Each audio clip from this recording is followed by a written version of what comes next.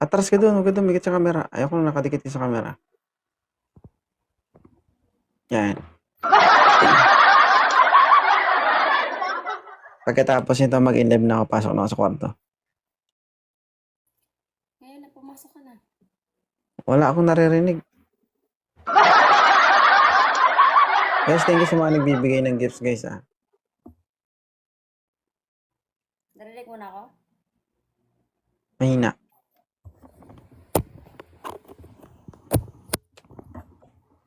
Ayan, okay na. Mm. Ang ganda mo.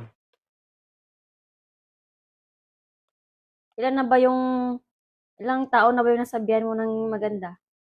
Marami na. To be honest. Marami na pala eh. Hindi na ako Pero, kasali dyan. iba yung nanggagaling dito. Kasi nanggagaling dito.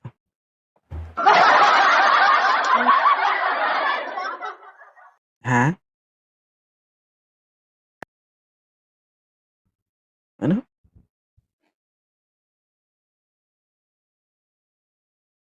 Ha? Narinig mo ko? Oh. Ang gagaling sa mata mo.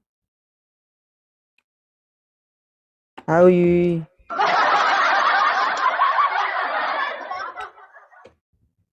Sabi ko nang gagaling sa mata mo. Ano nanggagaling sa mata mo? Iba yung nanggagaling sa mata mo. Huwag ka naman maging suplada. May pagkakausap mo. Hindi naman ako suplada. Gusto mo ba lumayo yung loob ko sa'yo? Paano anong klaseng loob ba? Anong klaseng layo?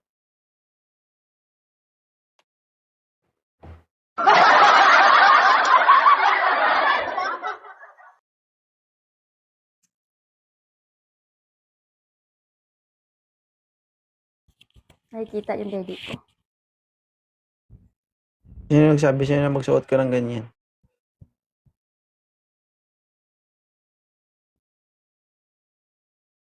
Ha?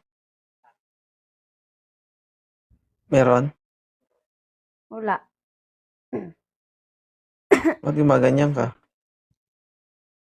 Hindi, tinakpan ko lang siya kasi nakakita eh. Ba't ka nga nagsuot ng ganyan sa live? Kasi patulog na sana ako kanina, kaso nga lang, hindi ako makatulog. Kaya ito, nag-live ako. So, kailangan ganyan ka mag-live ka. Ganito. Hindi mo nakikita. Kasi nandito ako. Tinakpan na. Wala man nakikita.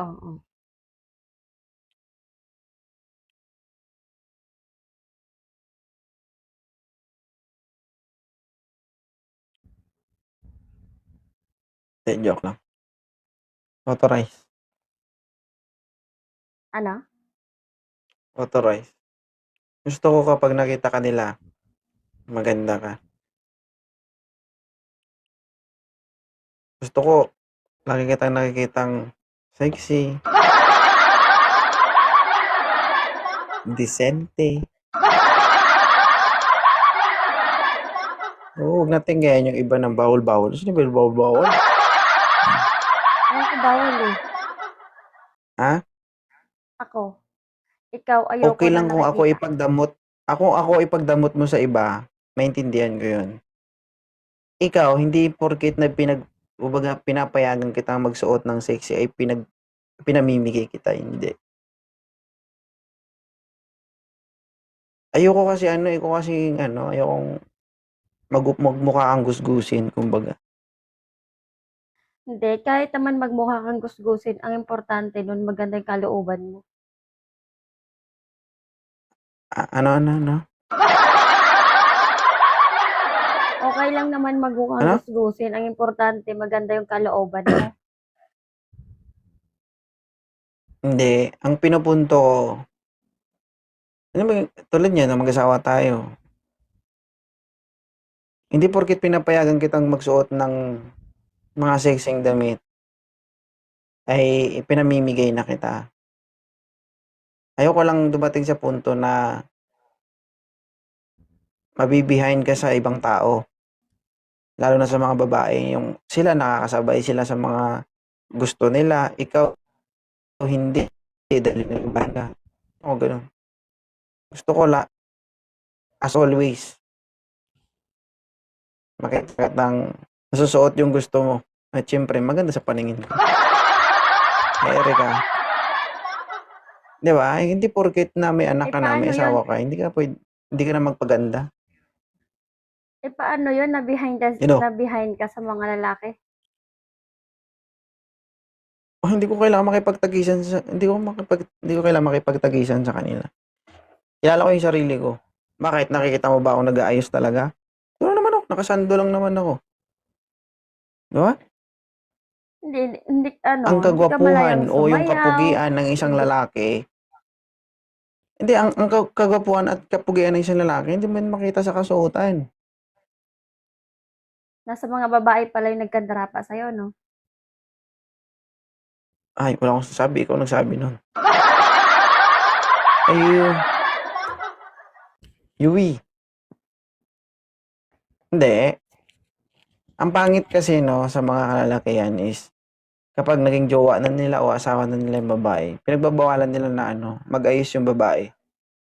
Which is wrong. Diba? Pangit yun.